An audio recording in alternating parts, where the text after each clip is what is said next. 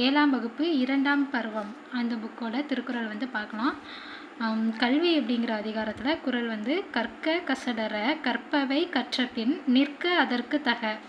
இதோட பொருள் கற்க வேண்டியவற்றை பிழை இல்லாமல் கற்க வேண்டும், கற்றபின் கற்ற வழியில் நடக்க வேண்டும் சொல்லியிருக்காங்க. அடுத்து எண்ணென்ப ஏனை எழுத்தென்ப இவ்விரண்டும் கண்ணென்ப வாழும் உயிருக்கு.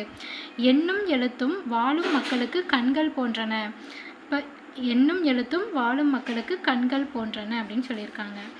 அடுத்து தொட்டனை தூரும் மணற்கேணி மாந்தர்க்கு கற்றனைத்து ஊறும் அறிவு. தோண்டும் அளவுக்கு ஏற்ப மணற்கேணியில் நீர் ஓடும், அதுபோல் கற்கும் அளவிற்கு ஏற்ப மக்களுக்கு அறிவு வளரும்னு சொல்லியிருக்காங்க. அடுத்ததாக கேடில் விழுச்செல்வம் கல்வி ஒருவருக்கு மாடல்ல மற்றையவை.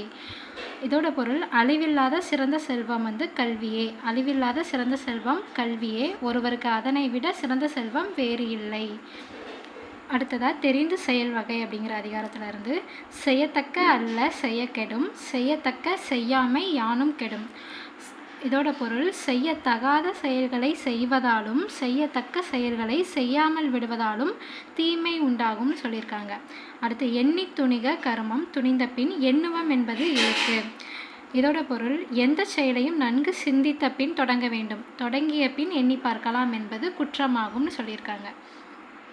நன்றாற்றல் உள்ளும் தவறுண்டு அவரவர் பண்பறிந்து ஆற்றா கடை.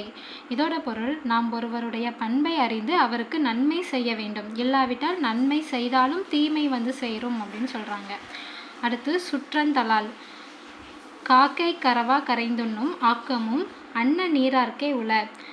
காகம் தனக்கு கிடைத்ததை மறைக்காமல் தன் சுற்றத்தாரை கூவி அழைத்து உண்ணும், அத்தகைய பண்பு உடையவர்களிடமே செல்வமும் சேரும் அப்படின்னு சொல்கிறாங்க.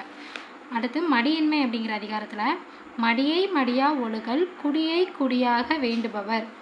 பொருள் தம் குடியை சிறப்புடைய குடியாக செய்ய விரும்புபவர் சோம்பலை துன்பமாக கருதி முயற்சியோடு வாழ்தல் வேண்டும் அப்படின்னு சொல்லியிருக்காங்க. சோம்பலை துன்பமாக கருதி முயற்சியோடு வாழ வேண்டும் அப்படின்னு சொல்கிறாங்க. அடுத்து இடுக்கண் அழியாமை அப்படிங்கிற அதிகாரம் இடும்பைக்கு இடும்பை படுப்பர் இடும்பைக்கு இடும்பை படாதவர். இதோட பொருள் துன்பம் வந்தபோது வருந்தி கலங்காதவர் அந்த துன்பத்துக்கே துன்பம் உண்டாக்கி அதனை வென்று விடுவாராம். எப்படின்னா துன்பம் வந்தபோது வருந்தி கலங்காதவர் அந்த துன்பத்துக்கே துன்பம் உண்டாக்கி அதனை வென்று விடுவர் அப்படின்னு சொல்கிறாங்க.